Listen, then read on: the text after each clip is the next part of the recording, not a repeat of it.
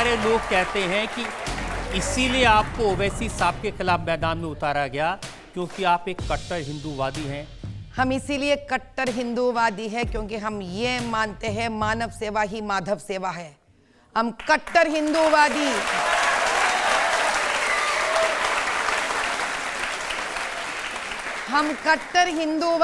इसलिए है कि हम मानते हैं धर्मो रक्षति रक्षितः। ये कहते हैं बार बार अयोध्या के बाबरी मस्जिद को आपने तोड़ा। आप सब लोग सुनिए, ये मस्जिद बनाने वाले मुगल हैं जो कभी भारतीय थे ही नहीं।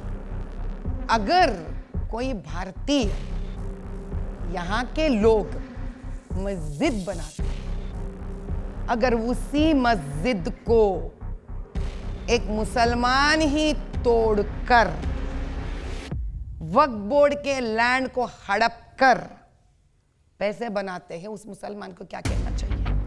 Mask sacrificed for money, nefarious deals between corrupt politicians, officials and accused, so-called gentlemen too enter into secret deals at the cost of Qutub Shahi Mosque.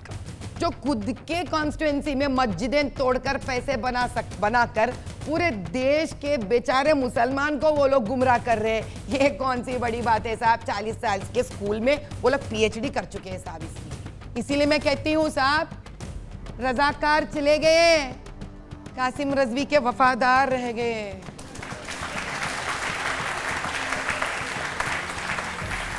साहब जब तक ये भी चले नहीं जाते इस देश से, यहाँ के मुसलमान का तरक्की नहीं होती है साहब, मैं बता रही हूँ। तो कहाँ भेजेगी आप इन्हें?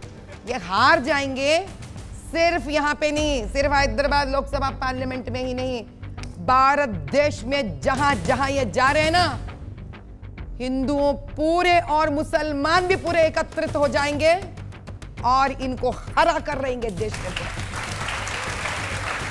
और मुसलमानों को वोट नहीं मिलेगा उस कॉन्स्टिट्यूंसी में तो कैसे जीतेंगे? साहब अभी बीफ का नाम लेकर आप वोट मांगेंगे, अयोध्या का राम मंदिर लेके आप वोट मांगेंगे, बाबरी मस्जिद के ऊपर भड़काऊ बात लेकर आप वोट मांगेंगे, ये कौन सी बात है साहब? क्या आप उस्मानिस्तान बनाने के जा रहे हैं वहां पर? अब जिन्ना नहीं, जिन्ना के बाप निकल रहे हैं आप इधर। अरे आप मुझे ये बताइए कि मुसलमान आपको वोट देंगे कि नहीं देंगे? साहब मुसलमान हमको बराबर वोट देंगे, लेकिन हम उसके लिए काम नहीं कर रहे हैं, आपको ये जानना। माधवी जी, आप बीजेपी में नई आई हैं, आपको पता नहीं, लोग कहते हैं कि ओवैसी साहब बीजेपी की बी टीम है, आप उनके खिलाफ इतना बोले जा रही हैं। मैं तो पोल खोल रही हूँ ना साहब, इधर एक एक लेके आकर। मैं कैसे बी टीम हो सकती हूँ? मैं हो ही नहीं सकती। राहुल गांधी तो कहते हैं कि मोदी के 2 यार ओवैसी और केसीआर। वही तो कह रही हूँ ना, 2 यार मोदी जी के, लेकिन इन 2 यारों में केसीआर तो मामू बांझा बोलकर ओपनली कहते हैं ये लोग, पता है आप लोगों को? वो तो खुल्लम खुल्ला बोलते हैं, मैं मामू बांझा मामू बांझा मामू बांझा। जब मामू बांझा का रिश्ता है तो सभी मिला हुआ रहता है ना साहब। जब से आपने इस तरह की बातें उनके बारे में कहनी शुरू की हैं, तो मैं सुन रहा था लोग कह रहे हैं कि जब से आई माधवी लता, असद भाई लापता।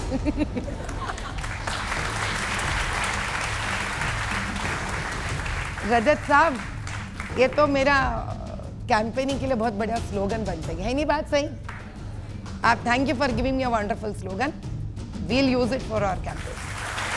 अब जब हैदराबाद में आप लोकसभा का चुनाव लड़ रही हैं, ये सारे इश्यूज आप लोगों के सामने रख रही हैं, चुनाव जीतेंगी तो लगता है कि आपको कुछ भला कर पाएंगी वहाँ के लोगों का? कुछ भला क्या साहब, आज तक अंधेरे में है, रोशनी में लेके आएंगे हम कॉन्स्टिट्यूएंसी।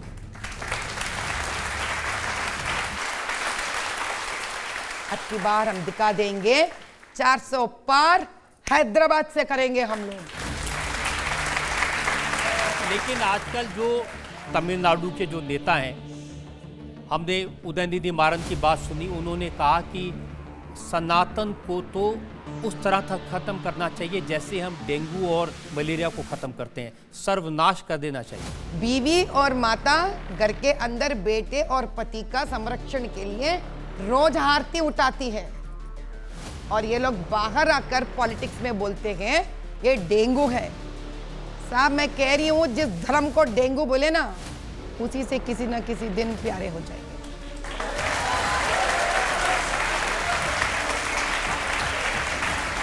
और सबसे नई बात तो राहुल गांधी ने कही है। राहुल गांधी ने कहा कि हिंदू धर्म में एक शक्ति है और हमें उस शक्ति से लड़ना है। साहब बराबर कही ना हमने, हिंदू धर्म शक्ति है, शक्ति से लड़ना है। सामने बैठी हूं ना मैं, क्या मेरा क्लिप आपके पास नहीं पहुंचा? मुझे भी त्रिशूल दिए थे साहब, एक डमरुक के साथ त्रिशूल दिए थे मुझे। हम वही रूप धारण करने वाले हैं बहुत जल्द, कोई दिक्कत नहीं।